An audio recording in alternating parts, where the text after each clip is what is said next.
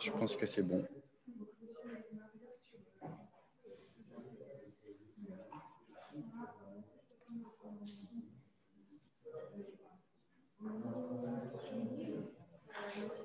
Donc bonjour, vous me dites si je peux démarrer. Oui, oui, allez-y. Ok, d'accord. Donc bonjour à toutes et à tous et merci pour cette invitation à participer au Salon de la Data.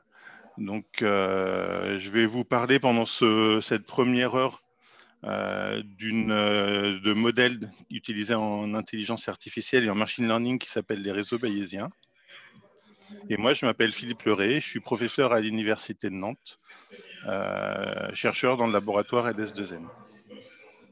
Et donc, pour commencer par me présenter rapidement, donc moi, j'ai une formation d'ingénieur en informatique.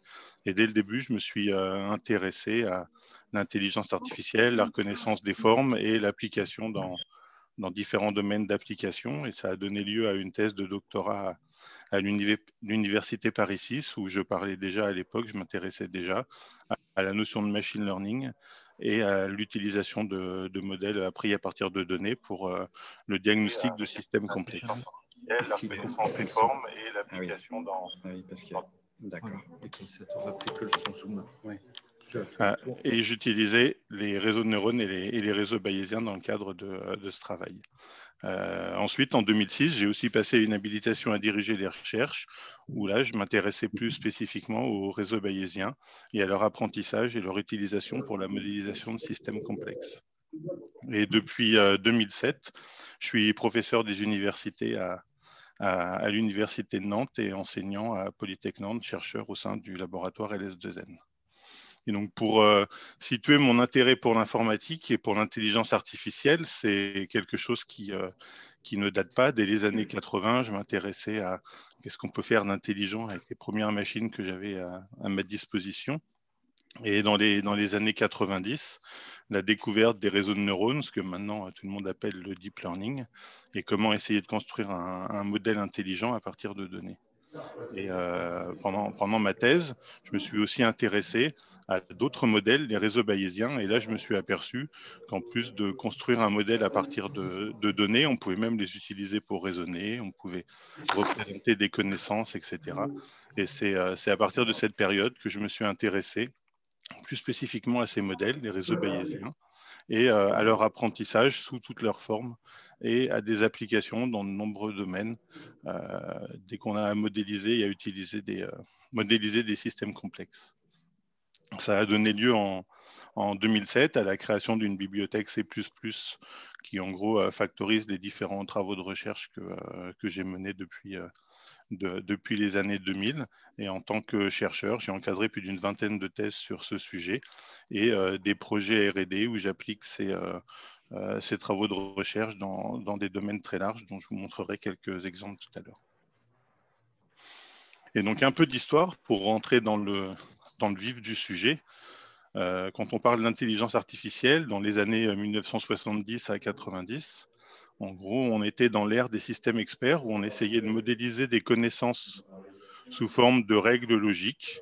Si le patient présente tel symptôme, alors il aura telle maladie, etc. Donc on décrivait ces connaissances sous forme de règles logiques et on avait accès à des mécanismes, à des algorithmes de raisonnement à partir d'observations pour en déduire des nouvelles choses.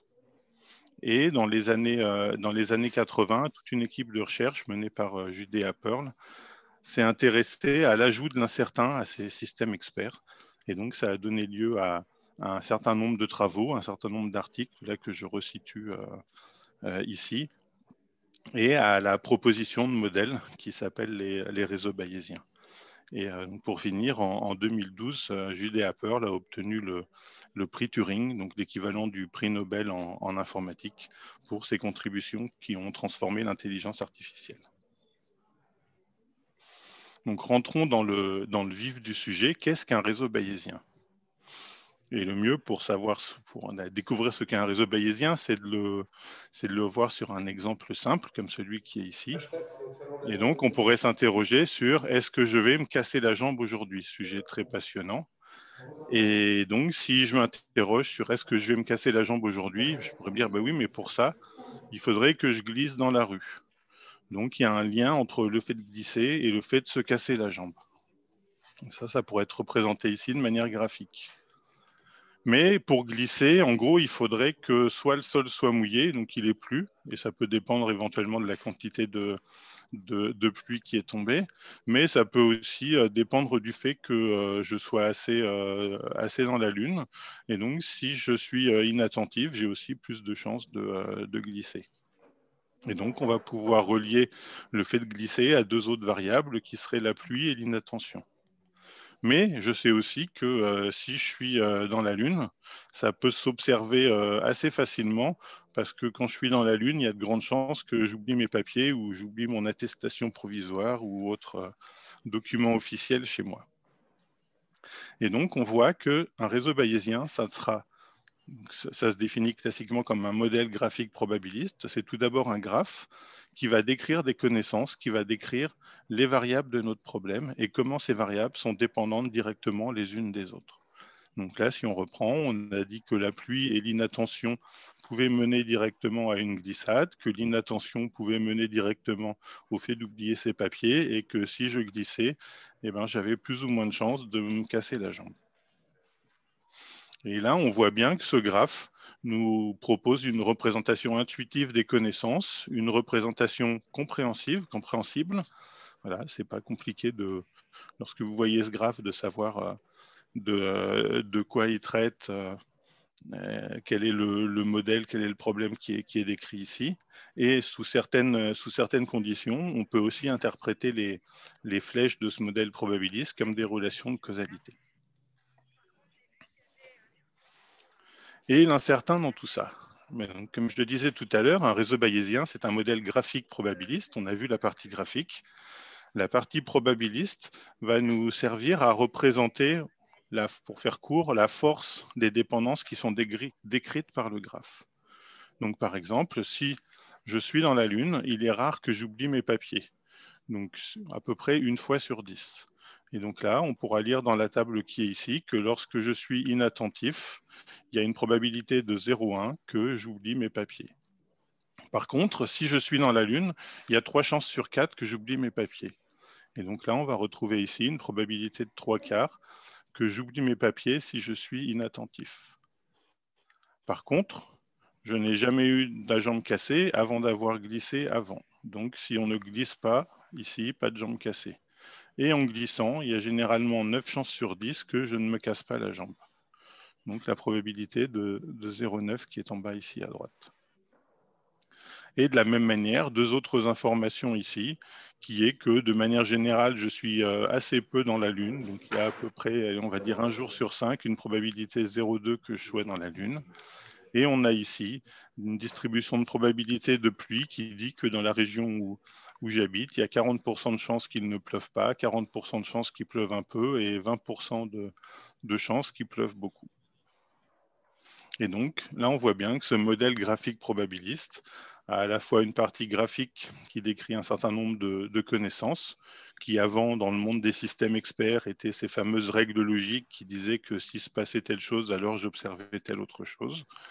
Mais on a rajouté à cette partie graphique la notion ici de probabilité conditionnelle pour dire que, en gros, tout n'est pas logique, tout n'est pas booléen, tout n'est pas blanc ou noir, qu'il peut pleuvoir et je peux être inattentif, c'est pas pour ça que je vais tout le temps glisser. Ou je peux glisser, c'est pas tout le temps que je vais me casser la jambe. Une fois qu'on a construit ce modèle, et on verra ensuite les différentes méthodes pour construire ce modèle, la première chose qu'on va regarder, c'est à quoi ce genre de modèle peut bien servir. Ça va être un modèle auquel on va pouvoir poser toutes les questions qu'on veut. Un modèle qui n'a pas d'entrée, qui n'a pas de sortie. Et donc là, par exemple, je me pose une question, je me réveille le matin, je ne connais rien de ma journée. Et je peux demander à mon modèle quelle est la probabilité de chacune des variables. Et donc, si je ne connais rien de ma journée, si je viens de me lever, eh bien, je peux savoir, d'après ce modèle, qu'il y a une probabilité de 23% que j'oublie mes papiers, de 20% que je sois dans la Lune, de 22% que je glisse et de 2% que je me casse la jambe. Mais je peux ensuite, c'est là que ça devient intéressant, je peux ensuite rajouter des observations. Et à la différence d'autres modèles, je ne suis pas obligé d'observer n-1 variable qui seraient les entrées officielles du modèle pour essayer d'estimer une probabilité d'une autre variable qui serait la sortie. Ici, j'observe ce que je veux ou ce que j'arrive à observer et je m'interroge sur la probabilité des autres variables. Donc, petit exemple ici, aujourd'hui est un bon jour, il ne pleut pas et je n'ai pas oublié mes papiers. Et donc, à l'aide d'algorithmes qu'on va appeler des algorithmes d'inférence probabiliste, on va pouvoir s'interroger sur quelle est la probabilité que je sois dans la Lune, sachant qu'il ne pleuve pas et que je n'ai pas oublié mes papiers. Et donc, le modèle nous dit que maintenant, il n'y a plus que 6% de chances que je sois dans la Lune, alors que lorsque je me suis levé sans rien savoir de ma journée, cette proba était de 20%. De la même manière, comme il ne pleut pas et que je n'ai pas oublié mes papiers, le risque de glissade est très faible, 1%, et le risque de jambes cassées est encore plus faible, et ici, il est quasiment à 0%. Autre exemple, je passe d'un extrême à un autre. Aujourd'hui est un mauvais jour, il pleut beaucoup, et j'ai oublié mes papiers.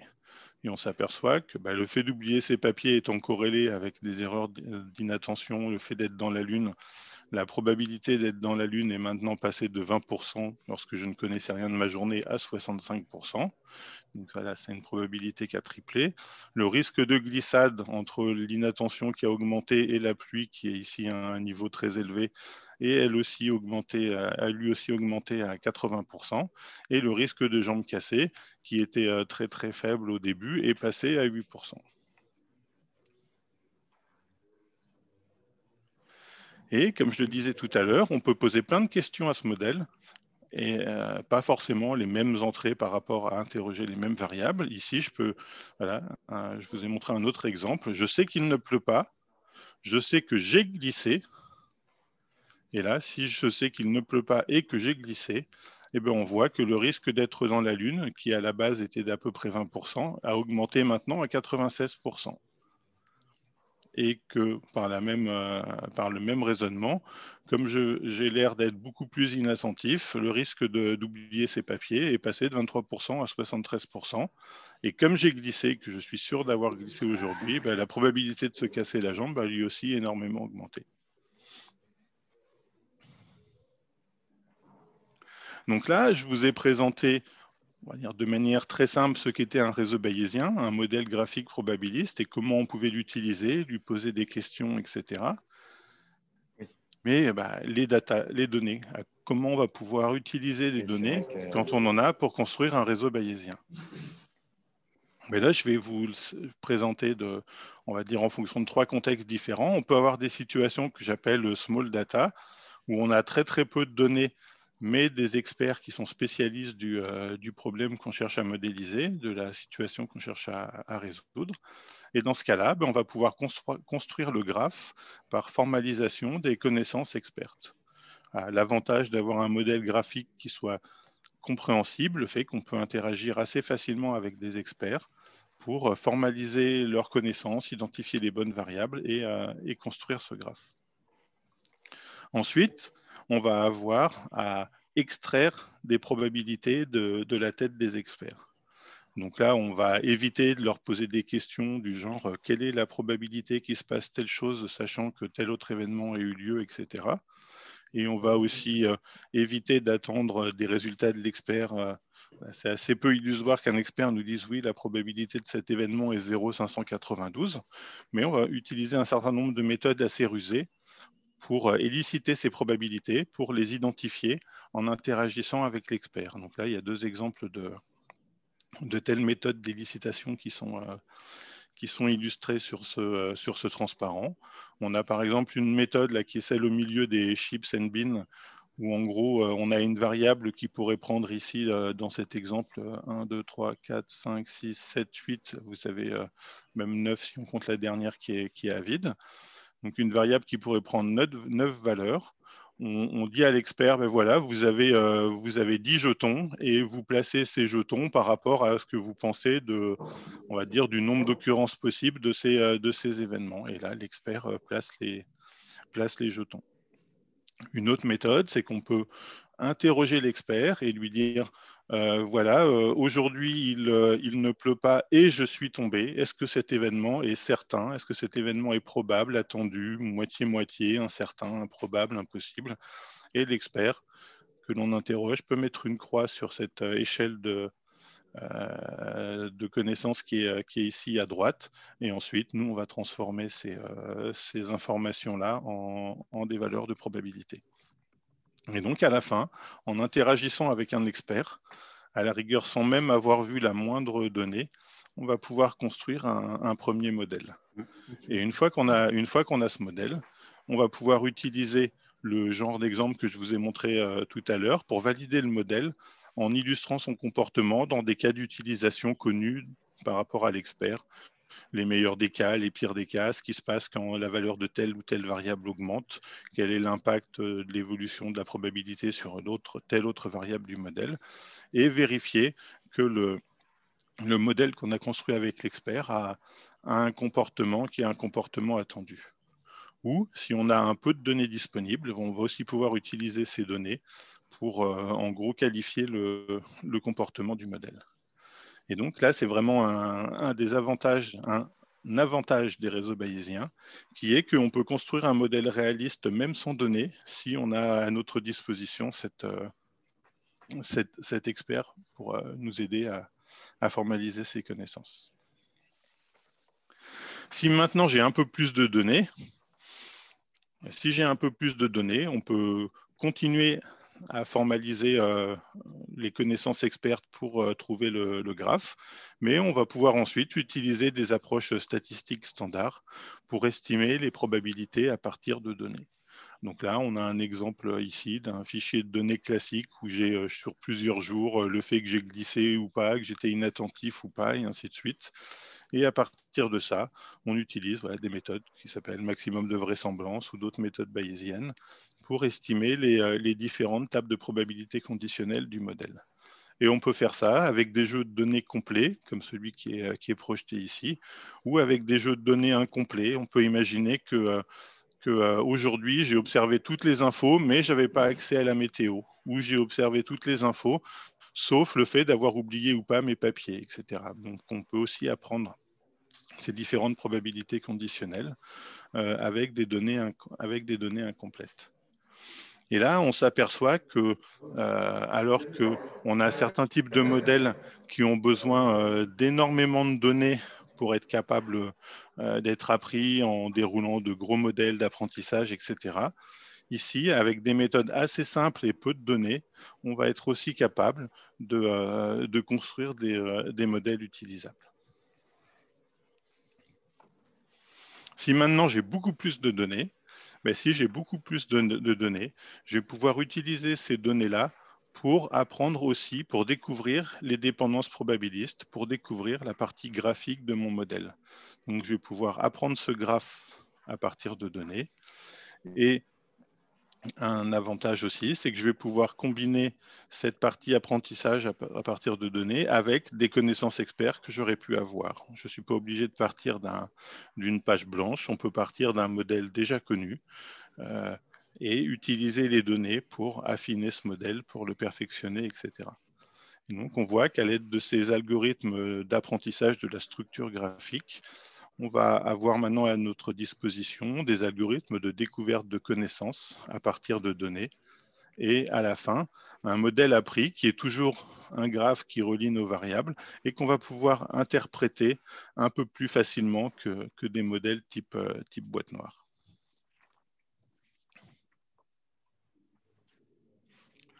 Donc, ce que je vous ai présenté là, c'est vraiment, on va dire, la base des réseaux bayésiens. Ce qu'il faut savoir, c'est que ces réseaux bayésiens, ils ont donné lieu à de nombreuses extensions pour traiter des problèmes de plus en plus complexes. Donc, on a par exemple des extensions qui s'appellent les réseaux conditionnels gaussiens, qui eux vont traiter le cas à la fois de données discrètes et de données continues. On va avoir d'autres types de modèles, comme les diagrammes d'influence, qui eux vont prendre en compte la notion de décision et de coût de décision. J'ai peut-être une variable aléatoire qui est l'état du patient, d'autres variables aléatoires qui sont sa température, le fait qu'il ait tel ou tel symptôme, etc. Mais maintenant, il va falloir que je décide ou pas d'opérer, sachant un contexte incertain. Et cette décision d'opération dans un contexte incertain, elle peut avoir un coût. Et donc, on aura des diagrammes d'influence qui vont nous permettre de modéliser ces modèles décisionnels. Lorsqu'on a ensuite des données séquentielles, à l'instant T, j'ai observé telle chose, à l'instant T plus 1, j'ai observé telle chose, à l'instant T plus 2, j'ai observé telle chose. Donc généralement à temps discret, on va avoir des extensions des réseaux bayésiens qui s'appellent les réseaux bayésiens dynamiques, dans lesquels on va pouvoir à la fois modéliser, comme tout à l'heure, les dépendances entre les événements à un instant donné, mais aussi le fait que les variables à un instant T vont aussi pouvoir influer les valeurs des variables aux instants T plus 1, T plus 2 et ainsi de suite. Et donc des modèles assez connus qui sont des cas particuliers de réseaux bayésiens dynamiques sont par exemple les chaînes de Markov et les chaînes de Markov cachées. Ensuite, si on s'intéresse à des fichiers de log, donc là, on va encore avoir des données temporelles, mais avec des timestamps, avec des labels temporels qui peuvent être continus. Là, le temps est plus forcément considéré comme discret. Là, on va avoir accès à d'autres types de modèles graphiques probabilistes qui sont dérivés des réseaux bayésiens, qui s'appellent des modèles graphiques d'événements. Et vous en avez un petit exemple ici en bas à droite. Et on voit que plus on va avoir des données riches, plus on va avoir des données complexes, plus on va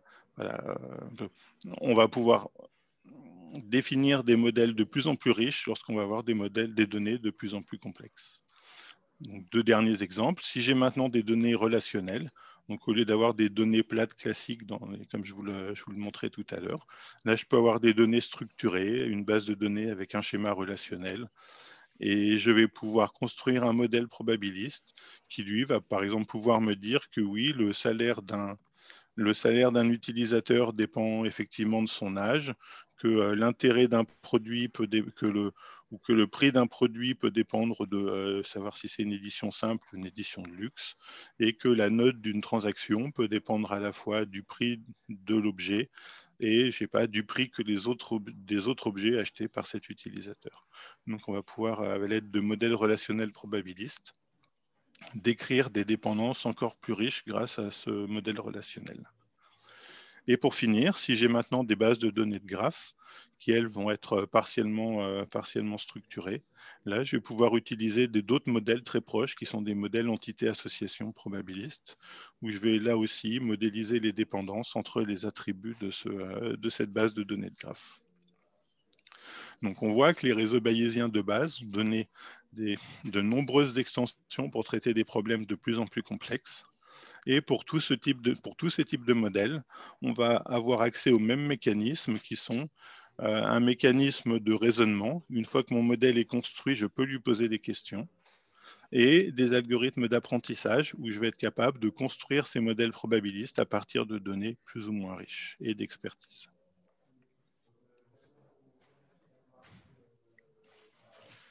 Donc, tous ces modèles de plus en plus complexes nous ont aussi mené à un certain nombre de challenges en IA et en machine learning. On s'intéresse par exemple à des apprentissages qui soient incrémentaux, le fait d'être capable de passer de connaissances expertes et progressivement raffiner le modèle lorsque j'ai de plus en plus de données, d'apprentissage préservant la confidentialité.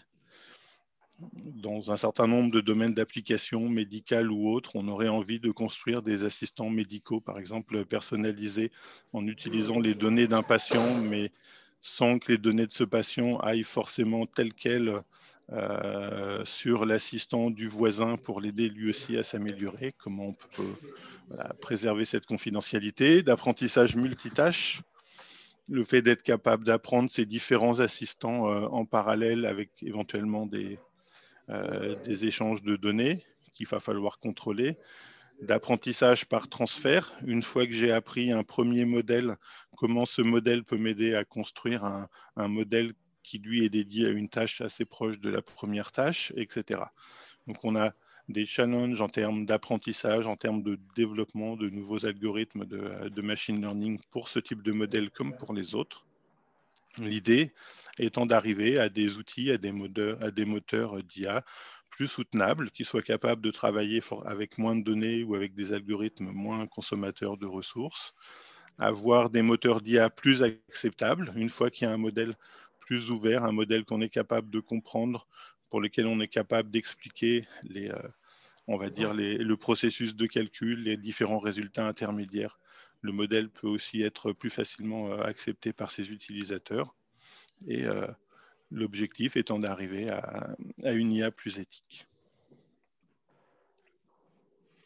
Et donc, dans ce cadre-là, je vais vous montrer un certain nombre de résultats qu'on a obtenus au sein du laboratoire LS2N dans des projets collaboratifs sur lesquels on a mis en œuvre la librairie Pilgrim, qui est celle qu'on a développée au sein de l'Université de Nantes et donc qui est aussi qui est on va dire une propriété de l'Université de Nantes et du CNRS, et qui a donné lieu à la création d'une petite business unit au sein de Capacité, la filiale privée de l'université, en charge de la valorisation de nos activités de recherche.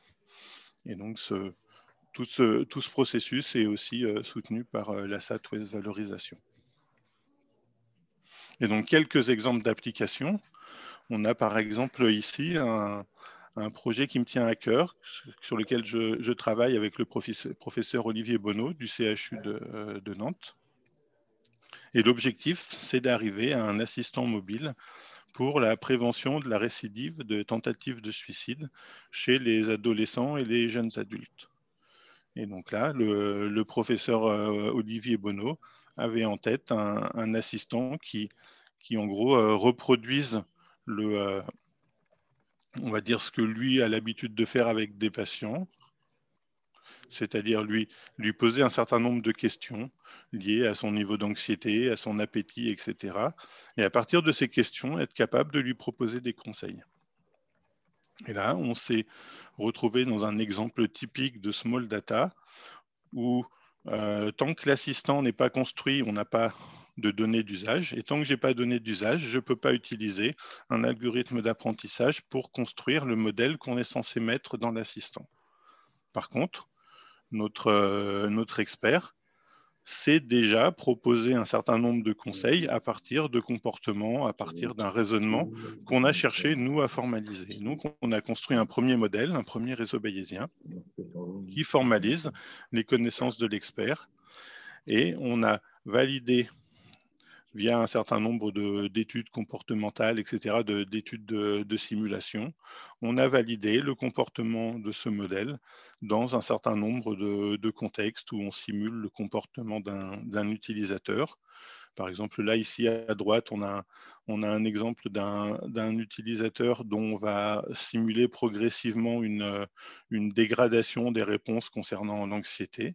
Et on s'aperçoit que progressivement, au fur et à mesure des réponses aux questions de l'utilisateur, l'état concernant d'autres dimensions comme l'appétit, etc., se stabilise, mais que la dimension concernant l'anxiété passe au rouge. Et on a en bas une courbe qui est peu lisible pour vous, mais qui correspond aux différents conseils qui sont proposés. Au début de démarrage de l'application, on connaît peu de choses de l'utilisateur, donc les conseils qui lui sont proposés sont des conseils qui sont classiques. Et au fur et à mesure de ses réponses aux questions, et ici en simulant des problèmes liés à l'anxiété, on voit que les conseils qui deviennent prioritaires sont des conseils qui sont liés à ces situations liées à l'anxiété. Donc, premier exemple ici d'application où on a mis en œuvre des réseaux bayésiens, on va dire, classiques. Deuxième exemple d'un projet qu'on a fait quelques années avec l'entreprise nantaise EP, où on a travaillé sur le vieillissement des composants d'une maison et l'estimation des coûts de maintenance associés à ces composants. Et donc, le point de départ était de dire que lorsqu'on achète un bien immobilier ou lorsqu'on est locataire d'un bien immobilier, en gros, on l'achète à un certain prix, mais dans les années suivantes, on sait que telle chaudière peut nous lâcher, ou il va falloir rénover le toit, ou il va falloir changer les fenêtres, etc.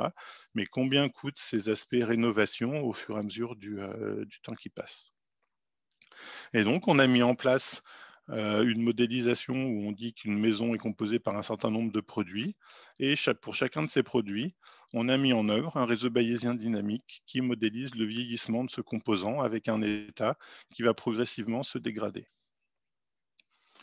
Et au fur et à mesure de ce vieillissement de ce composant, on a ici un module qui va simuler une décision ou une prise de est-ce qu'on va réparer ou pas tel produit, sachant qu'une réparation qui serait légère ou une réparation qui serait je change ma chaudière du tout au tout va avoir un coût qui sera lui différent. Et on a aussi modélisé le fait que cette décision de réparation, elle pouvait dépendre du type d'utilisateur. Est-ce que je suis locataire d'une maison? Est-ce que je suis propriétaire d'un appart avec des hauts revenus, etc.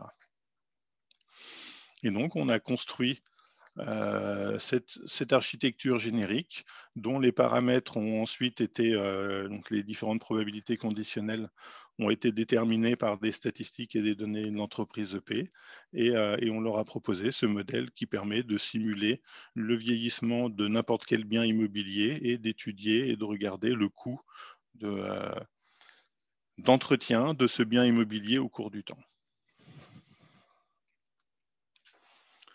Troisième projet, on passe maintenant à un autre domaine d'application. Là, on est dans la maintenance de fermes d'éoliennes et on a là aussi utilisé des réseaux bayésiens dynamiques pour modéliser le fait qu'une éolienne, donc le modèle qui est ici à gauche, est composée d'un certain nombre de composants et que l'éolienne est en panne lorsque un de ses composants, un ou plusieurs de ses composants sont en panne.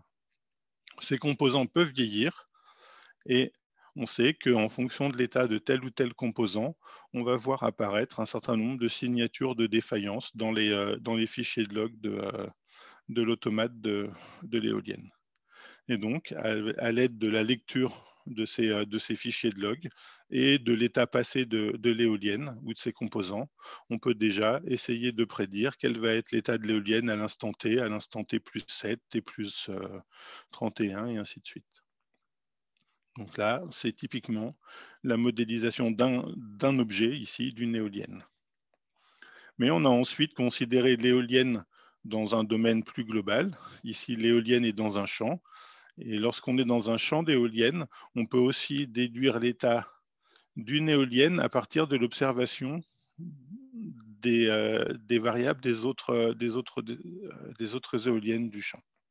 Donc là, je ne vais pas rentrer dans les détails, mais on a modélisé à la fois le vieillissement d'une éolienne et les interactions qu'il pouvait y avoir entre les différents objets, les différentes éoliennes du système, pour proposer un modèle qui permette de prédire l'état de chaque éolienne du champ au cours du temps. Et donc ça s'est fait dans le cadre d'un projet FUI, dans lequel l'université et Capacité travaillaient avec Météodine, Netwind et Keops Automation.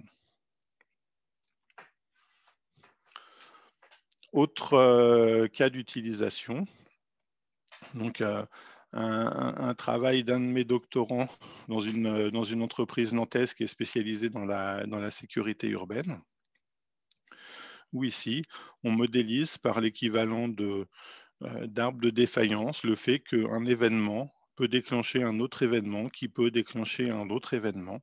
Donc ici, les événements sont les carrés en bleu clair, et on va avoir des graphes comme celui qui est là, qui modélisent les relations de cause à effet entre événements dans une même zone, avec le fait qu'il peut y avoir des forces de dépendance ici et de déclenchement d'événements qui ne sont pas forcément les mêmes, et le fait qu'on peut neutraliser éventuellement le déclenchement d'un événement par un autre en positionnant ici ce qu'on appelle des barrières de sécurité.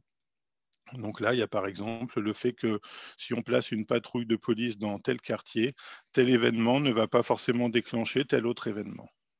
Et donc, on a ici un modèle graphique probabiliste qui est capable de nous prédire l'occurrence d'événements à partir d'autres événements qui ont été observés.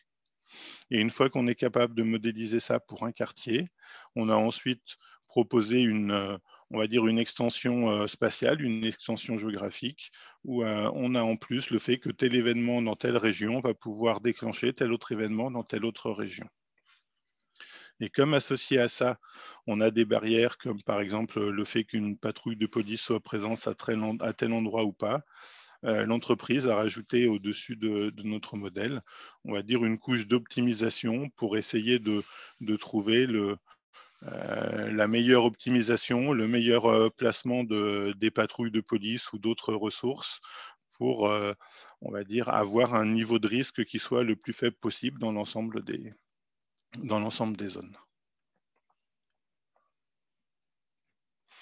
Et donc, j'étais un peu rapide, mais pour finir, en conclusion, j'ai essayé de vous montrer qu'un réseau bayésien, c'est un modèle graphique probabiliste qui permettait une représentation compacte des connaissances de par son graphe compréhensible, et que ça nous permettait d'obtenir des modèles qui ont des propriétés très sympathiques. C'est des modèles explicables, des modèles interprétables, c'est à peu près la même chose, des modèles ouverts. On peut montrer ce modèle, on peut le partager, il peut être compris, il peut être discuté, etc. Mais ce n'est pas parce que c'est un modèle qui peut être décrit simplement que c'est un modèle qui ne va représenter que des choses simples. C'est aussi un modèle qui peut, une méthode, une famille de modèles qui peuvent représenter efficacement des systèmes qui sont complexes.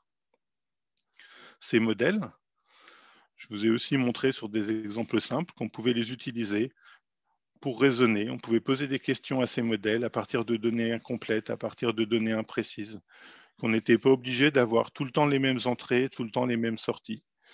C'est vraiment un... Voilà, en gros, vous posez des questions à votre expert, mais votre expert maintenant, c'est le réseau bayésien. Et qu'on avait à notre disposition des algorithmes d'apprentissage qui étaient possibles dans différents contextes, le small data, le medium data, le big data, et qu'on pouvait, de manière itérative,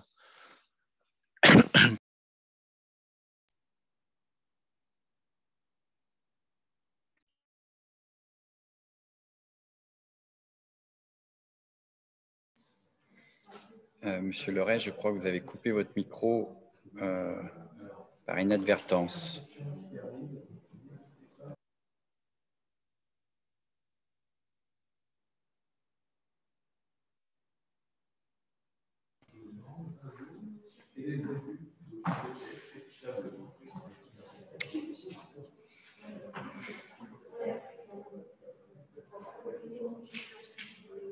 Monsieur Leray, est-ce que vous m'entendez? Est-ce que vous pouvez rallumer votre micro?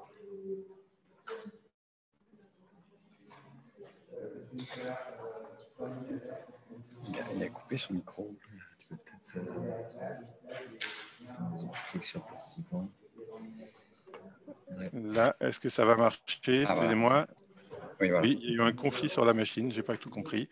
Donc j'en étais au fait qu'il existe des algorithmes d'apprentissage qui vont nous permettre de construire ces algorithmes, ces modèles de manière itérative. On peut démarrer d'une approche où j'ai uniquement un expert sous la main, avoir un premier modèle qui soit utilisable, et progressivement, lorsque les données vont arriver, passer du small data au medium data, etc., et affiner progressivement ce modèle pour, à la fin, à l'aide de ces différentes propriétés, un modèle qui permet de représenter efficacement des systèmes complexes qu'on peut interroger de manière très riche et construire aussi de manière très riche, obtenir une famille de modèles qui sont applicables dans de nombreux contextes et de nombreux domaines d'application. Et donc, désolé pour ce petit problème de son sur le dernier transparent et merci pour votre écoute.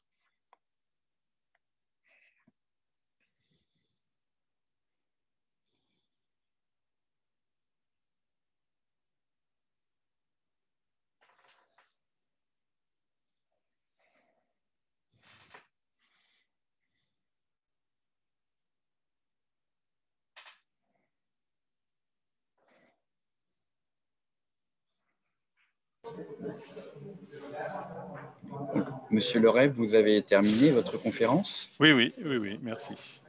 D'accord. Je vous remercie beaucoup pour cette conférence ultra pédagogique. Donc, je vais regarder si nous avons des questions.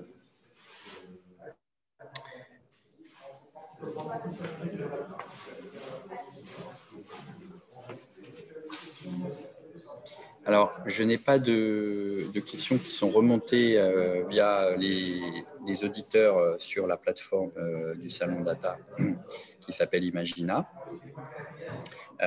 Du coup, il vous reste quelques minutes. Si vous voulez préciser un point ou si vous voulez aborder un sujet en quelques minutes. J'avais surtout prévu le dernier quart d'heure pour effectivement interagir avec les personnes connectées, justement pour être capable de rebondir sur des questions qui pouvaient se poser. Donc voilà, maintenant si pour compléter, donc nous si on là, au sein de l'université de Nantes et au sein du LS2N, donc on a une activité en termes de recherche sur le développement de nouvelles extensions de ces modèles, de nouveaux algorithmes d'apprentissage et un certain nombre de projets collaboratifs avec des entreprises, que ce soit dans le domaine de la santé, dans le domaine de l'industrie du futur, dans le domaine du décisionnel. Et on va donc jusqu'au développement de preuves de concept et jusqu'au développement éventuellement de prototypes ou même de modules embarqués chez l'entreprise intéressée grâce à Capacité, la filiale de valorisation de l'Université de Nantes. Donc, si vous voulez plus d'infos par rapport à tout ce qu'on sait faire sur ce sujet, etc., le plus simple, c'est de consulter l'adresse mail que j'ai oublié de mettre sur la première page de ma présentation, mais qui est présente sur le site du Salon de la Data, philippe.leray@univ-nantes.fr ou @ls2n.fr. D'accord, très bien. Merci, Monsieur Leray. Donc, alors moi, j'en profite. Du coup, j'aurais une question. Oui. J'ai noté que vous aviez travaillé avec l'entreprise nantaise EP, oui, qui est une entreprise basée à Nantes déjà depuis quelques années. Donc, est-ce que vous pouvez, c'est une expérience intéressante, très concrète. Est-ce que vous pouvez développer légèrement et puis nous dire quelles ont été finalement les applications de votre travail pour cette entreprise de façon concrète, s'il y a eu une suite?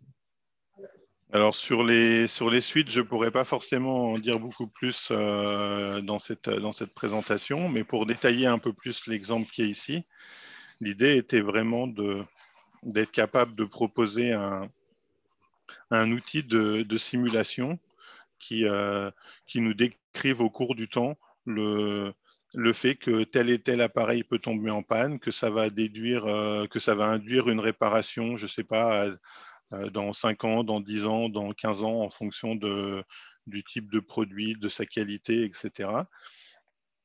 Et donc, on arrive à des courbes un peu comme la courbe qui est présentée ici en bas à droite, qui est une courbe qui nous prédit le coût moyen au cours des prochaines années de maintenance de notre bien immobilier.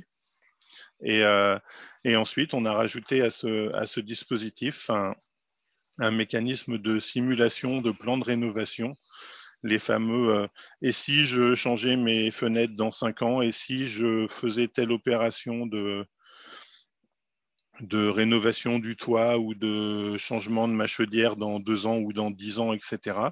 Ça a effectivement un impact le jour J où on fait le changement de chaudière, mais ça peut faire en sorte que dans les 5, 10, 15 prochaines années, j'ai des coûts de maintenance qui soient beaucoup plus faibles et un bien immobilier qui puisse gagner en valeur. Et donc la question par rapport à ça, c'était de proposer on va dire, un outil de simulation qui puisse après conseiller les gens sur l'intérêt d'appliquer tel et tel plan de rénovation par rapport à leur bien immobilier. Très bien. Moi, je trouve que c'est un formidable exemple d'application concrète de ces réseaux bayésiens. Je vous remercie beaucoup. De rien, mais merci pour cette invitation aussi. Voilà, alors vous avez eu le privilège d'être dans la salle numéro 1 et d'être la première conférence du Salon Data pour sa première édition en version virtuelle. Et j'espère que vous avez été nombreux à suivre cette conférence très pertinente et très pédagogique. Et puis, du coup, s'il n'y a pas d'autres questions, je vous donne rendez-vous à l'année prochaine. Monsieur Leray, soit en tant que conférencier peut-être pour une autre conférence ou en tant que visiteur en tous les cas. Ok, volontiers. Et puis, je vous remercie encore sincèrement de votre participation et de votre présentation très bien illustrée. D'accord. Et puis merci au collectif Naonedia aussi de m'avoir invité pour cette matinée au sein du Salon de la Tout Data. à fait. Ce collectif que l'on va continuer de recevoir d'ailleurs toute cette matinée dans la salle 1 qui s'appelle la salle Business et Décision, avec la prochaine conférence qui s'appelle « Pour une intelligence artificielle solidaire, éthique et responsable ». Le panorama des projets d'intelligence artificielle et ses perspectives. Voilà. Eh bien, encore merci, Monsieur Leray, et puis merci à bientôt. vous. Au revoir. Au revoir.